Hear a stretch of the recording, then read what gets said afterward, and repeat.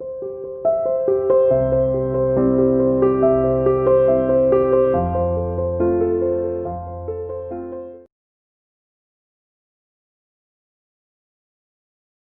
Morning बेटा, welcome to CR international school online classes.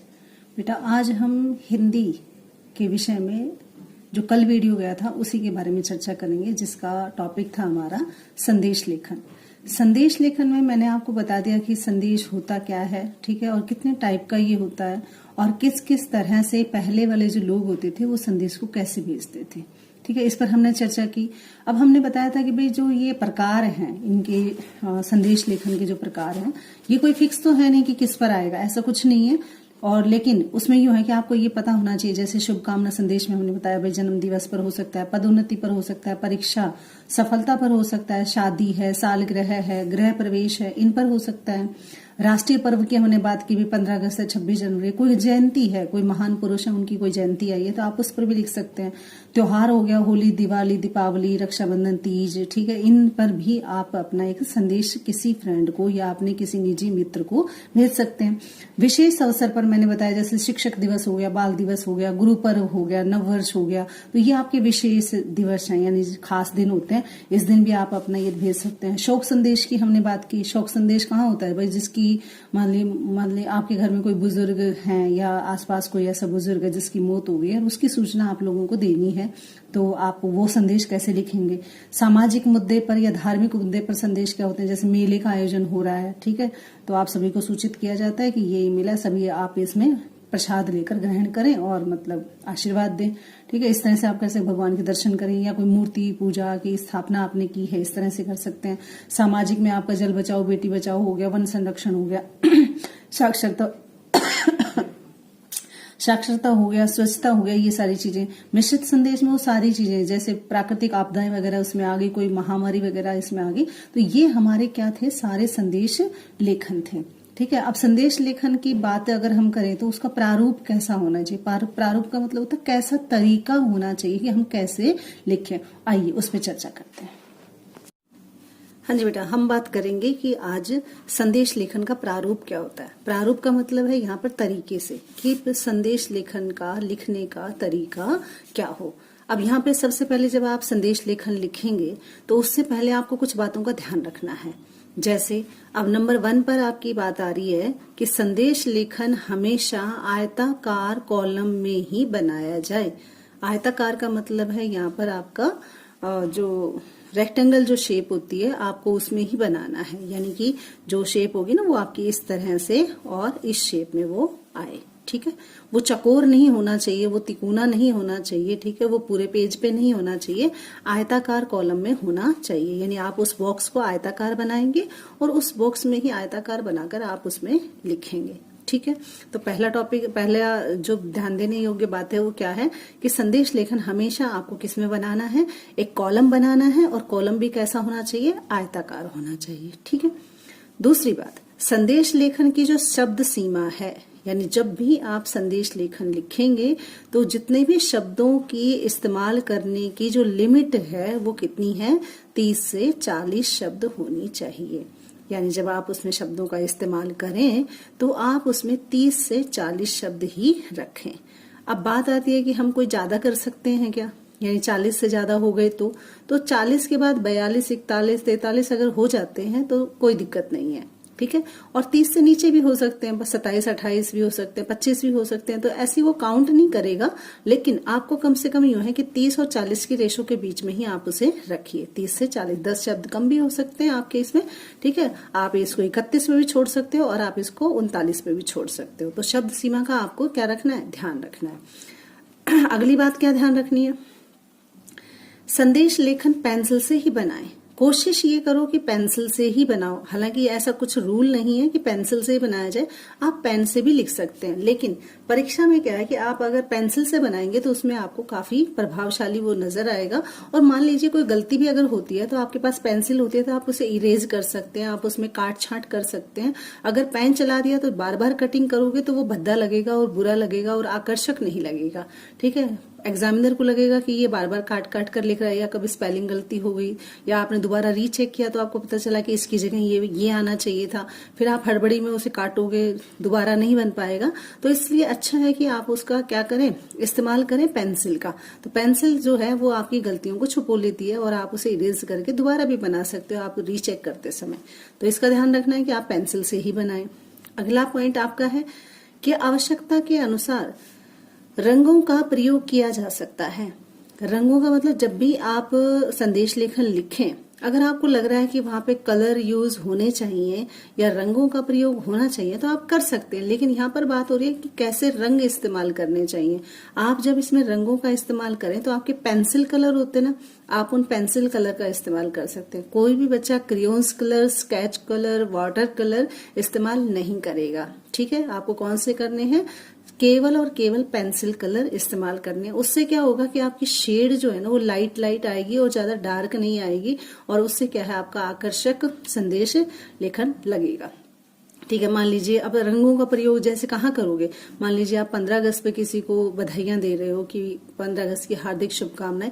जब भी आप तिरंगा बनाते हो, तिरंगा व्हाइट तो होता नहीं है, तो आप उसमें 3 रंग का इस्तेमाल जब करेंगे तो वहां पर आप तिरंगे को आप उसमें या अशोक चक्र को आप नीले से दर्शा सकते हो। इस तरह से अगर आपको लगता है कि कंपल्सरी तो नहीं है यहाँ पर रंगों का प्रयोग, लेकिन अगर आपको लगता है कि हमें आवश्यकता है, और आवश्यकता भी ऐसी है कि जिससे वो आकर्षक लगेगा, सुंदर लगेगा।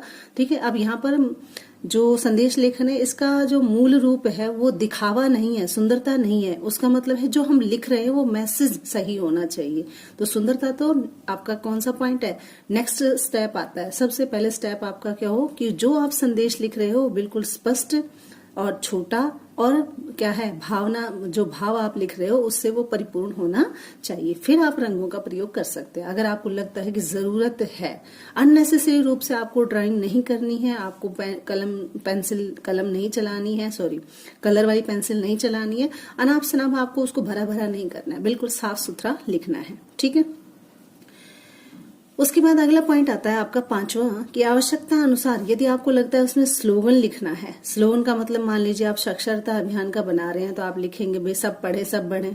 ठीक है, इस तरह से आप लिख सकते हैं। अगर आप कोरोना का बना रहे हैं तो घर में रहें, सुरक्षित रहें, इस तरह के स्लोगन लिख सकते हैं। जल में लिख रहे हैं तो जल है तो कल है, इस तरह के स्लोगन लिख सकते हैं। अगर आपको लगता है कि वहां आवश्यकता है तो, अगर लगता है कि आवश्यकता नहीं है तो आप मत लिखिए। वहां पर काव्य पंक्तियों का प्रयोग कर सकते हैं। काव्य का मतलब जो कोटेशन होती हैं, जो शेरो शायरी टाइप से कही जाती हैं, आप काव्य पंक्तियों का भी प्रयोग आवश्यकता के अनुसार कर सकते हैं। ये कंपलसरी नहीं है कि कोई भी आप संदेश लिखेंगे तो उसमें स्लोगन होना ही चाहिए, उसमें काव्य पंक्ति होनी ही चाहिए, ऐसा कुछ भी नहीं है। ठीक है, अब हम बात करते हैं कि जो हमारा संदेश लेखन है उसका प्रारूप कैसा होगा लिखने का। ये तो कौन से पढ़े कि हमने ध्यान देने योग्य बातें हैं कि जब हम संदेश लेखन लिखेंगे तो हमें किन किन बातों का ध्यान भी रखना है। अब हम बात करते हैं कि प्रारूप कैसा हो। प्रारूप का मतलब लिखने का तरीका कैसा है। मैंने नंबर 1 इसलिए डाला है कि एक तो तरीका होता है ये, यानी कि प्रारूप नंबर 1 आप इस तरह से भी लिख सकते हैं। तो आपने क्या काम करना है, पहले चारों तरफ मैंने बताया था कि आपको क्या है, रेक्टेंगल शेप में क्या बना लेनी है, एक ड्राइंग सी बना लेनी है, यानी कि आपको एक उसकी शेप पूरी कर लेनी है। ठीक है, इस तरह से। ठीक है, आप क्या बनाएंगे, एक पूरा बॉक्स बनाएंगे। ठीक है, और वो भी कैसा, आयताकार। ठीक है, वो चकोर नहीं होना चाहिए, ये ध्यान रखें। अगर चकोर बन भी जाता है, ठीक है, नहीं अगर लग रहा है चकोर सही लग रहा है तो भी ठीक है, लेकिन वो उसमें क्या है कि अंक कटने के मतलब जो है मतलब गुंजाइश है वो रह जाती है। तो इसलिए आप कोशिश ये करें कि आप उसे आयताकार में ही बनाएं। ठीक है, तो सबसे पहले तो आप क्या करेंगे, एक आउटलाइन बनाएंगे। ठीक है, अब ये आउटलाइन सिर्फ आपने एक बार पेन चलाना है और दूसरी बार पेन चलाना है उसी के थोड़ा सा साइड में, बस ताकि वो दीवार जो है जो आपने खींची है बाउंड्री वो थोड़ी सी दिख जाए। अगर आप एक ही लाइन खींचोगे तो शायद वो दिखेगी नहीं। इसको क्लियर करने के लिए कि हाँ हमने उसको बाउंड्री में बंद कर दिया, ये दिखाने के लिए सिर्फ आपको डबल लाइन खींचनी है। वरना अगर आपको लगता है कि आपका पेन डार्क चल रहा है या पेंसिल डार्क चल रही है और बनाने के बाद आपको दिख रहा है तो आपको आवश्यकता नहीं है डबल लाइन खींचने की। ठीक है, पहली बात तो ये। अब दूसरी बात ये है कि जब भी आप ये जो लाइनें खींचेंगे, ठीक है, तो इसको आप 2 तरह से खींच सकते हो। एक तो इस तरह से कि आप पहले एक बॉक्स बना लें, ठीक है, फिर संदेश लिखें। ठीक है, या फिर आप आइडिया ले लें या अंदाजा लगा लें कि यहां से लिखना शुरू करें ठीक है, जो भी आपने लिखना है शुरुआत मान लीजिए यहाँ से होगी और यहाँ तक होगी, फिर आप इसी के अंदर लिखते रहें एवरेज लगाकर कि यहाँ तक मेरा आ पाएगा। और जब आपको लगता है कि मेरा यहाँ तक आ गया और खत्म हो गया, मैंने यहाँ से शुरू किया और यहाँ पर मेरा खत्म हो गया है, तो आप पूरा संदेश लिखने के बाद आप बाद में भी इस लाइन को ड्रॉ कर सकते हैं। ठीक है, दोनों तरह से, या तो आप पहले कर लो या आप उसको बाद में आउटलाइन दे दो। बाद में आउटलाइन देने से फायदा ये हो जाएगा कि जिन बच्चों को लगता है कि मैं अगर मैंने बॉक्स बना लिया, ठीक है, और नहीं पता जो मैं संदेश लिख रहा हूं, अगर वो थोड़ा सा बड़ा हो गया तो फिर आप क्या है, यहाँ तो खुला खुला लिखोगे, ठीक है, और जब नीचे आ जाओगे तो आप कंजस्टेड लिखोगे, यानी खिचड़ी सी पक जाएगी और वहां पर आप चिन्ना चिन्ना सा लिखोगे, जिससे क्या है कि एग्जामिनर पे चेकिंग पे जो है फर्क पड़ेगा, वो ये देखेगा कि बच्चे ने अच्छी तरह से नहीं लिखा। तो इसलिए अच्छा है कि जिनको ये लगता है कि पता नहीं मेरा संदेश कितना बड़ा होगा, तो वो पहले आउटलाइन ना खींचें। ठीक है, आप ऊपर वाली खींच सकते हैं यहाँ तक जहां तक आपको लेना है, और फिर आप उसी के सीक्वेंस में, जैसे कॉपी का पेज होता है ना, वहां तक ही लिखना है, तो आप वहीं तक लिखते हुए चले जाइए। और उसके बाद जब लेटर पूरा संदेश लेखन जब आपका पूरा हो जाए, तब आप उसे क्या कर दो, एक बॉक्स में बंद कर दो। ठीक है, समझ में आ गया? ये दूसरी चीज। तीसरी चीज आपने क्या करनी है कि कोई भी संदेश लिखना हो, मैंने बताया कोई भी संदेश लिखना हो, उस संदेश को आप सबसे पहले ये लिखेंगे, संदेश बिल्कुल बीच में लिखेंगे, इधर भी इतनी जगह होनी चाहिए, इधर भी इतनी जगह होनी चाहिए। ठीक है, और साथ में ऊपर भी ये संदेश जब आप लिखोगे तो ये टच नहीं होना चाहिए, यानी लाइन से ये सटा हुआ नहीं हो, इस बात का ध्यान रखना है। ठीक है, आपको बिल्कुल ध्यान रखना है कि यहाँ पर सटाकर नहीं लिखना, उससे थोड़ा सा नीचे लिखना है, ताकि वो जो मात्राएं आप लगाएं वो बिल्कुल क्लियर दिख सके। अब देखो, अगर मैं इन शब्दों के कंपैरेटिव देखूं तो ये थोड़ा सा मोटा है। ठीक है, मैंने थोड़ा सा इसे बड़ा बड़ा करके, मोटा मोटा करके लिखा है। तो इसी तरह से आपने भी संदेश को थोड़ा सा बड़ा बड़ा करके और थोड़ा सा मोटा मोटा करके लिखना है, ताकि दूर से ही दिखे एग्जामिनर को कि हाँ, संदेश यहाँ लिखा हुआ है बच्चे ने। ठीक है, ये तीसरी बात थी।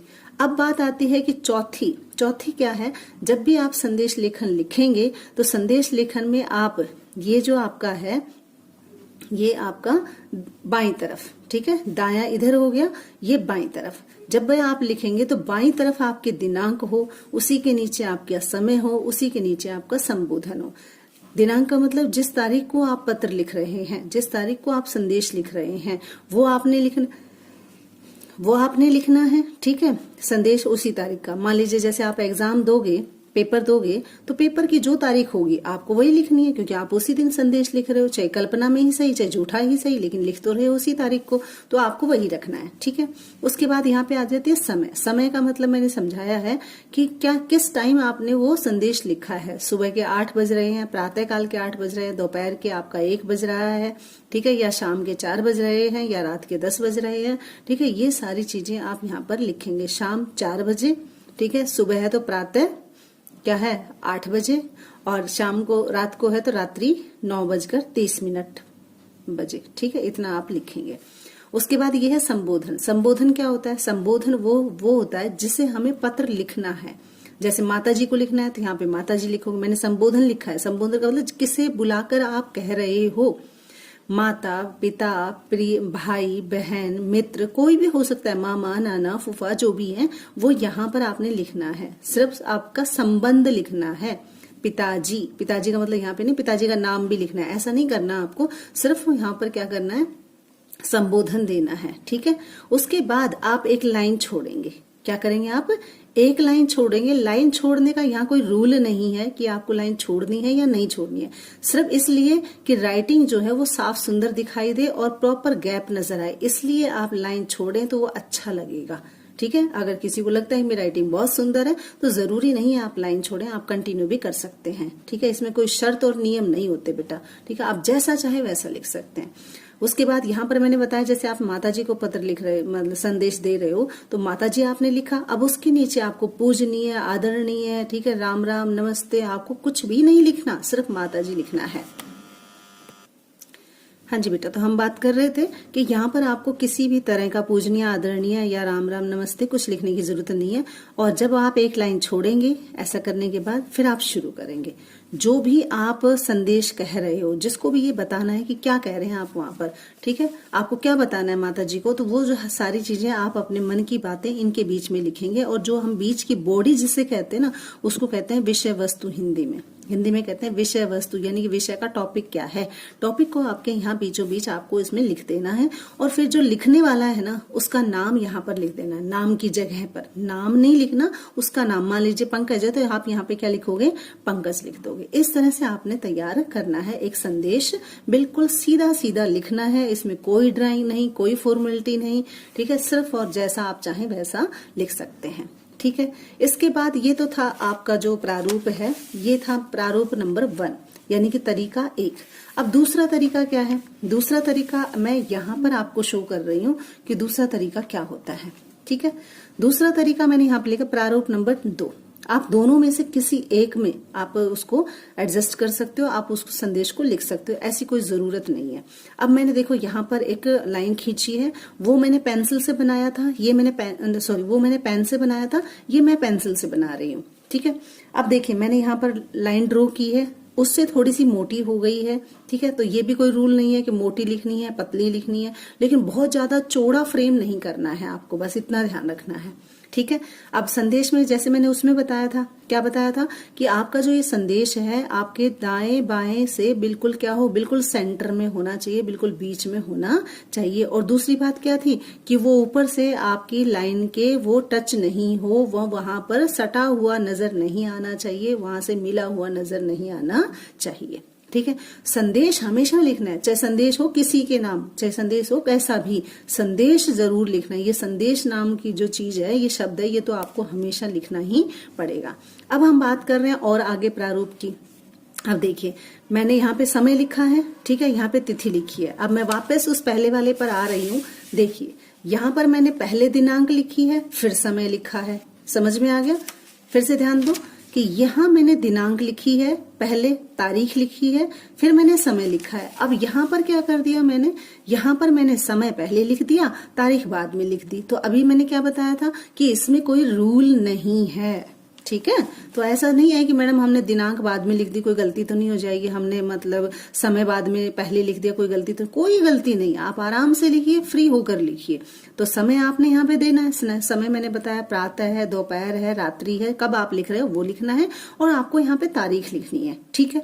अब दूसरी बात आ रही है कि संबोधित व्यक्ति का नाम, यानी कि जिसे आप पत्र लिख रहे हो उसका नाम यहाँ पर होना चाहिए। देखिए जैसे मैंने यहाँ पे लिखा था ये संबोधन, ठीक है। इसी तरह से आपका ये क्या आ रहा है कि संबोधित व्यक्ति का नाम, जिस व्यक्ति को आप पत्र लिख रहे हो उसका नाम क्या लिखना है, नाम लिखना है। अब नाम का मतलब ये नहीं है कि माता जी को लिख रहे हो तो लिख दो बीरमती, ऐसा नहीं लिखना। आपको माता जी लिखना है, आपका रिलेशन लिखना है कि वो क्या लगता है आपका, वो लिखना है।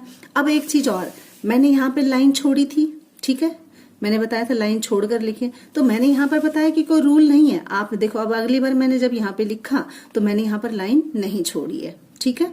तो कोई जरूरी नहीं है आप छोड़े ना छोड़े, लेकिन ना छोड़ने से ये क्या है, ज्यादा कंजस्टेड लग रहा है, इसलिए आप लाइन छोड़ेंगे तो वो आपको अच्छा लगेगा, साफ सुथरा लगेगा और क्लियरिटी भी रहेगी। तो इसलिए कोशिश ये करेंगे आप लाइन छोड़ें, ठीक है। तो संबोधित व्यक्ति का नाम हो गया। अब जिसको आप पत्र लिख रहे हो उसकी बात आपको यहाँ बीच में भर लेनी है, जो भी आप बात कहना चाह रहे हो, ठीक है। अब जो भी आपने बात कही उसको कहने के बाद प्रेषक का नाम, प्रेषक कौन होता है, जो पत्र भेज रहा, जो आपका संदेश भेज रहा है उसका नाम यहाँ पे आ जाएगा, ठीक है। मान लीजिए माता जी को एक अपने पुत्र ने पत्र लिखा, तो यहाँ पर लिख सकते हो आप अभिनव गुप्ता, ठीक है। यहाँ पर ये प्रेषक नहीं लिखना, मैं तो ये सिर्फ फॉर्मेट है कि आपको इस तरह से उसे लिखना है, ठीक है। तो समझ में आ गया कि संदेश का प्रारूप नंबर 1 कैसे होता है, ठीक है। ये प्रारूप नंबर 1 है कि आप प्रॉपर गैप छोड़ के लिखेंगे, ठीक है, बिल्कुल क्लियरिटी होगी, साफ सुंदर होगा।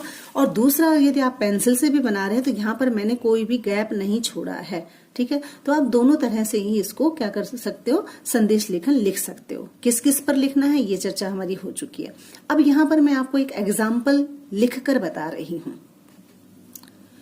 उदाहरण है हमारे पास, मान लीजिए परीक्षा में क्वेश्चन जो है वो कैसे आएगा। अब मैंने यहाँ पे पर्सन लिख दिया, पर्सन आपका जो भी होगा वो इस तरह से लिखा हुआ, सीक्वेंस नंबर आपकी डली हुई होगी, वहां पर पर्सन किस तरह से पूछेगा, पर्सन इस तरह से पूछेगा कि जन्मदिन के अवसर पर अपने मित्र को शुभ संदेश लिखिए। ठीक है, अब यहाँ पे अपने मित्र की जगह आपका भाई हो सकता है, बहन हो सकता है, माता हो सकती है, पिता हो सकता है, वो कुछ भी हो। ठीक है, तो आपको किसको लिखना है, मित्र को पत्र, मित्र को क्या लिखना है, संदेश लिखना है, शुभ संदेश लिखना है। और किस पर लिखना है, जन्मदिन के अवसर पर, यानी कि उसका जन्मदिन है और आपको क्या देना है, एक संदेश देना है, एक मैसेज उसके पास छोड़ना है। ठीक है, तो मैंने जैसे बताया था कि आप क्या है, एक लाइन छोड़कर क्या लिखेंगे, उत्तर लिखेंगे।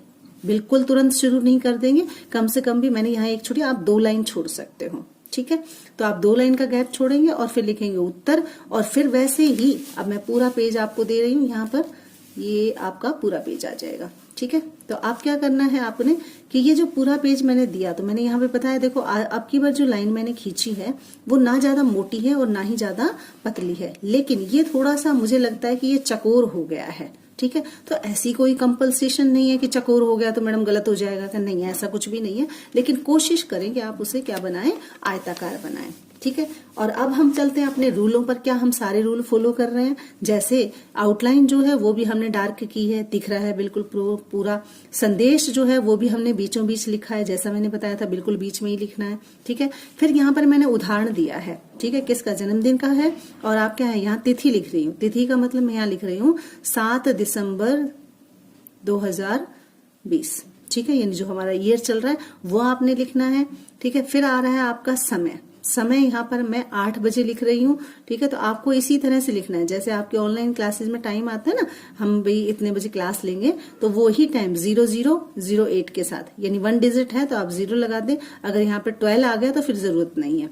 ठीक है, इस तरह से आप यहाँ पर 0 लगाएंगे और लिखेंगे। और फिर किसको पत्र लिख रहे हो, यानी जो आपका मित्र है उसका नाम क्या है, उसका नाम है प्रिय, तो आप लगा ही सकते हो प्रिय अभिनव, यानी आपके मित्र का नाम अभिनव है, आपने उसे संदेश लिख रहे हैं। ठीक है, फिर एक लाइन का गैप आपने छोड़ा और फिर आपने क्या लिखी, आपने यहाँ पर लिखी काव्य पंक्ति, यानी आपने एक सुंदर सी काव्य पंक्ति अपने दोस्त के लिए लिखी है, एक कोटेशन लिखी है अच्छी सी, या कहीं से भी आपने नेट से सर्च वर्च करके एक अच्छी सी कोटेशन आपने लिखी है। क्या लिखी है, हो पूरी दिल की हर ख्वाहिश आपकी, हो पूरी दिल की हर ख्वाहिश आपकी, और मिले खुशियों का जहां आपको, और मिले खुशियों का जहां आपको, आप मांगे आसमां का एक तारा, आप मांगे आसमां का एक तारा, तो ईश्वर दे दे सारा जहां आपको। यानी आप अपने दोस्त के जीवन में इतनी खुशियां देखना चाहते हैं, इसलिए आपने ये कोटेशन लिखी है। अब आपने जो कोटेशन लिखोगे ना, उसको आप दोहरे उदाहरण में बंद कर देना, क्योंकि ये बड़ा अच्छा लगता है कि जब हम इस तरह से उसको डेकोरेट करके लिखते हैं ना, तब आप चाहें तो यहाँ पर मैंने जो कलर आपको बताए थे, आप यहाँ पर उसको ऐसे कर सकते हो, 2 लाइनों को अलग रंग से लिख दो, 2 लाइनों को अलग रंग से लिख दो, या पेंसिल से लिख दो और थोड़ी सी शेड दे दो। ठीक है, आप चाहें तो यहाँ पर क्या है, एक मोमबत्ती या आप केक वाला पिक्चर भी बना सकते हैं, ऐसी कोई नेसेसरी, या अगर लगता है कि सिंपल ठीक है तो यहाँ सिंपल मैंने बनाया है, क्योंकि कई बच्चों की ड्राइंग जो है वो अच्छी नहीं होती है और यहाँ पर बहुत ज्यादा खिचड़ी हो जाएगा। साफ हो, सुंदर हो, स्पेस भी साफ साफ दिखना चाहिए, ऐसा ना हो यहाँ पे भी मोमबत्तियां लगा दी, यहाँ पे भी मोमबत्तियां लगा दी, यहाँ पे केक बना दिया, यहाँ पे कुछ आपने क्या है बैलून बना दिए, आपने क्या है बाजा बना दिया, कुछ और बना दिया, चॉकलेट बना दी। तो इस तरह से आप ये मतलब अननेसेसरी चीजें ना बनाएं। ठीक है, इससे क्या होगा, मतलब भरा भरा सा लगेगा, आपको कोई फायदा होने वाला है नहीं। ठीक है, इस तरह से उसने कोटेशन लिखी है। फिर उसने लास्ट में लिख दिया है कि जन्मदिन की बहुत बहुत बधाई। ठीक है, आप इस लाइन को जो मैंने यहाँ नीचे लिखी, मैंने बताया कि कोई यहाँ पे रूल रेगुलेशन नहीं है, तो आप इस लाइन को यहाँ पर भी लिख सकते थे पहले। कैसे, प्रिय अभिनव, जन्मदिन की बहुत बहुत बधाई। ठीक है, और फिर इसके नीचे ये वाली कोटेशन डाल सकते थे। तो ऐसा जरूरी नहीं है कि कोटेशन ऊपर हो, नीचे हो, दाएं हो, बाएं हो, ऐसा नहीं है, लेकिन लिखना सिंपल है। इसको किसी बॉक्स में नहीं लिखना, इसको किसी हार्ट शेप में नहीं लिखना, इसको कहीं आपने ट्रायंगल शेप में नहीं लिखना, आपने इसको डेकोरेट नहीं करना, इस तरह से कुछ नहीं लिखना, बिल्कुल सिंपल सिंपल भाषा में।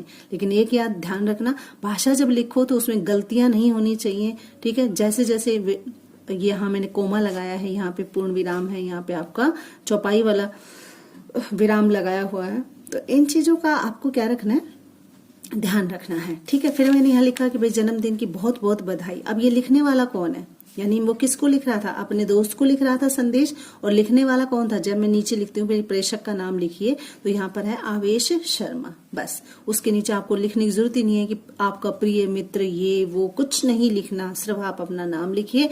यहाँ पर चाहे तो आप प्रिय लगा दो, वरना अभिनव भी लिख सकते थे, अभिनव। ठीक है, और पूरा ऐसे इस तरह से आपने क्या करना है, संदेश लेखन लिखना है। तो उम्मीद है कि आपको ये टॉपिक समझ में आया होगा, और आप जब भी आपको समय मिले, जो भी आपके घर में, जो भी आपके अच्छे शुभ दिन आते हैं, कैसा भी दिन आपका निकल रहा है, आप उस पर जरूर किसी न किसी को संदेश लिखिए। ठीक है, आप जैसे आजकल व्हाट्सएप पे भेजते हो ना, आप इसी तरह से आपको एक पेज पे लिखकर उसे संदेश भेजना है, और इसकी प्रैक्टिस आप अपनी रफ कॉपी में कर सकते हैं।